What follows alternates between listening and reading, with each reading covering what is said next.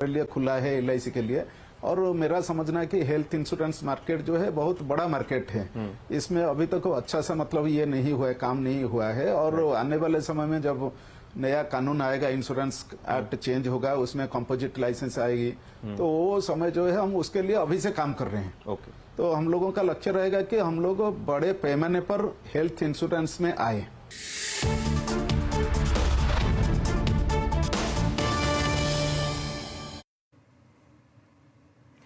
Indigo airlines की एक flight में आज सुबह बम होने की खबर से यात्रियों के बीच अफरा तफरी मच गई। फ्लाइट दिल्ली से वाराणसी जा रही थी। बम की सूचना के बाद क्रू मेंबर्स ने पैसेंजर्स को इमरजेंसी गेट से बाहर निकाला, लेकिन इस बीच कुछ यात्री घबराकर विमान से नीचे कूदने लगे। फ्लाइट में 176 पैसेंजर्स सवार थे।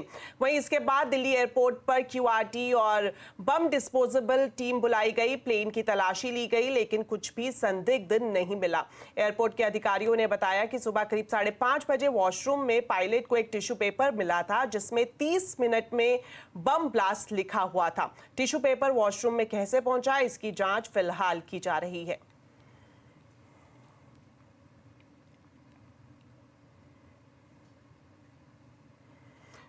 पुणे में हुए पोर्शा हादसे में अब तक कई बड़े घटनाक्रम सामने आ चुके हैं। नाबालिग के ब्लड सैंपल बदलने वाले ससून अस्पताल के डॉक्टरों की गिरफ्तारी के बाद अब महाराष्ट्र सरकार ने इस मामले की जांच के लिए 3 सदस्यों की कमेटी बना दी है।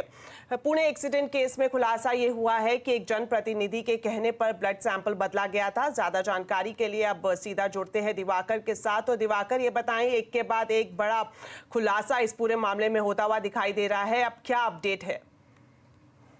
देखिए, पुणे हिट एंड रन मामले में आज जो है जो राज्य सरकार द्वारा गठित कमेटी है 3 सदस्यों की, वो पुणे पहुंची है। पुणे पहुंचने के बाद वो ससून अस्पताल गई है, जहां पर जो रिपोर्ट बदली गई थी, जो सैंपल चेंज किए गए थे, उससे रिलेटेड तमाम स्पॉट पर गई है, वहां पर जांच की है। दरअसल जो JJ अस्पताल के डीन है मुंबई में, पल्लवी सापले, वो जो है उनके नेतृत्व में ये कमेटी गठित की गई है। वो और उनके 2 और सदस्य जो है आज सुबह पुणे पहुंचे हैं और लगातार इस मामले की जांच कर रहे हैं कि आखिर सैंपल लेने के दौरान क्या जो मैनुअली चीजें होती हैं वो क्या की गई थी या नहीं की गई थी, सैंपल जांचने के दौरान किन चीजों का ध्यान रखा गया था या नहीं रखा गया था। और डॉक्टरों पर जो आरोप है कि उन्होंने नाबालिग का जो सैंपल है वो कूड़े में डाल दिया था, जैसा कि पुणे पुलिस दावा कर रही है, और दूसरे मरीज का सैंपल लेकर उन्होंने रिपोर्ट बनाई और पुणे पुलिस को दी थी।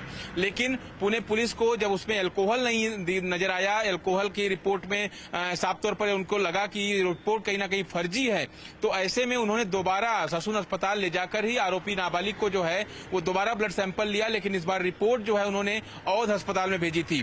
और ऐसे में अब जो राज्य सरकार द्वारा गठित की गई कमेटी है वो कब तक अपनी रिपोर्ट राज्य सरकार को सौंपती है, ये देखना काफी अहम है। वहीं दूसरी तरफ जो महाराष्ट्र मेडिकल काउंसिल है उसने भी डॉक्टर तावरे और डॉक्टर हरनोल के खिलाफ जो है बाकायदा नोटिस जारी किया है। कारण बताओ नोटिस जारी किया गया है, जिसमें साफ तौर पर कहा गया है कि 7 दिनों के अंदर उन्हें अपना जवाब देना है। अगर वो 7 दिनों के अंदर जवाब नहीं देते हैं और इस मामले में वो दोषी पाए जाते हैं तो उनका लाइसेंस तक कैंसिल हो सकता है। ऐसी चेतावनी महाराष्ट्र मेडिकल काउंसिल की तरफ से दी गई है।